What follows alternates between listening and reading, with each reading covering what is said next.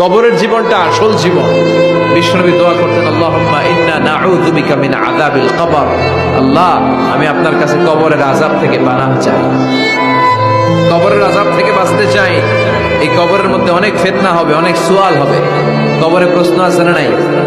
কথা বলেন। প্রথম প্রশ্ন জিজ্ঞেস করা হবে, মার রব্বুক, তোমার রব কে? বলেন, আমাদের রব কে? ওয়া মা দীনুক, তোমার ধর্ম কি? বিষ্ণুবীর চেহারা দেখিয়ে বলা হবে, তাআরিফু মান হাযা রাজুল, এই লোকটারে চিনো? আমরা কি বলবো?